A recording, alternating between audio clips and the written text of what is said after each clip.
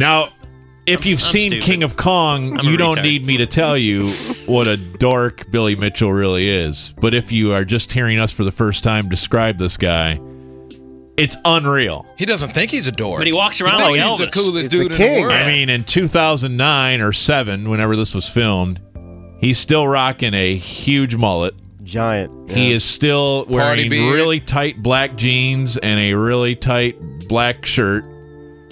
He's got... If the 80s skinny was your tie. heyday, why would you want to leave them? He's got the Camaro with the T-top. He's probably got the little Playboy symbol air freshener from his window.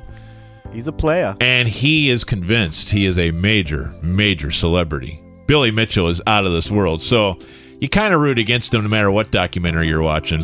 Now, I'm going to skip over a few things because they did get to this really interesting conversation. I know Dave & Buster's exists. I know GameWorks exists. Arcades kind of still exist, but even those places have worked dinner into it. Not standalone. Right. The there might be standalone a place arcade in the mall that's a standalone, but it's in the mall. They just went away. Now there's various. Did you used to have one near you? Oh my gosh, yes. And did I get there every chance I could? And did I put my quarter next to the other 4 quarters lined up for next? You know what they said ruined the one in my hometown, at least, was drugs. Well, It's true. That's where the pot dealers Oh, come. pressure. hard You're life. saying you can't do drugs and play video games? What kind of story I'm saying is you this? need it.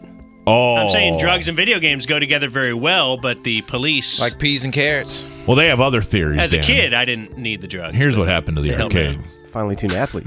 When Nintendo came out, that was a huge thing.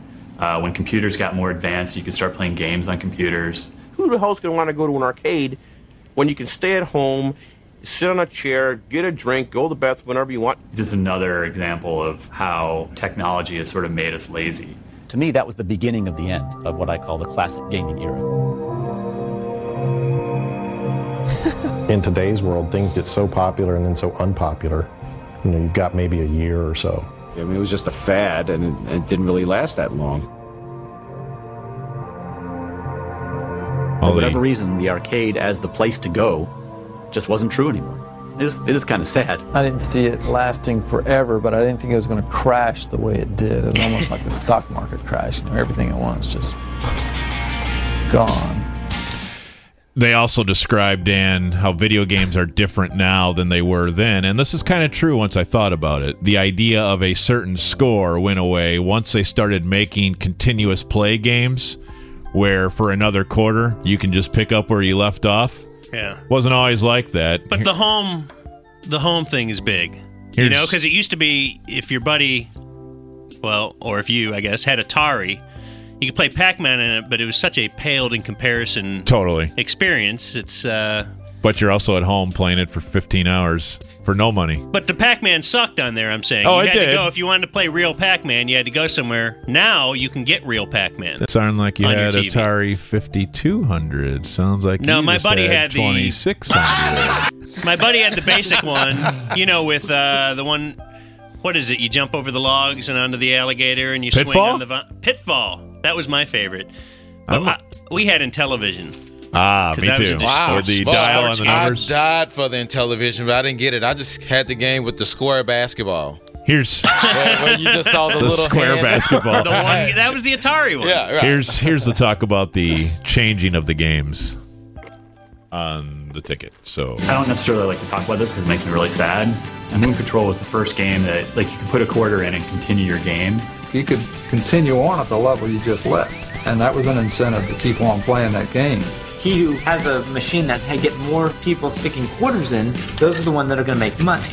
I felt like it was kind of cheating when you put another quarter in because really the whole concept to me of playing these early games was to see how far you could go on one credit. So that's how a lot of the kids were setting the high score. They just keep throwing quarters in. That to me is like Here's the Billy richest Mitchell coming person. up. The one with the most quarters is going to get the highest score. Somebody tells me today they got a high score in a game. I say, yeah, how much did it cost you? yeah. Oh, yeah. All right, so we talked about Walter Day, the guy. You learn them, Billy. The guy at the very start who kept his notebook in Iowa of all the people who would call him all day long with their various video game high scores. He has an assistant, which was also in King of Kong.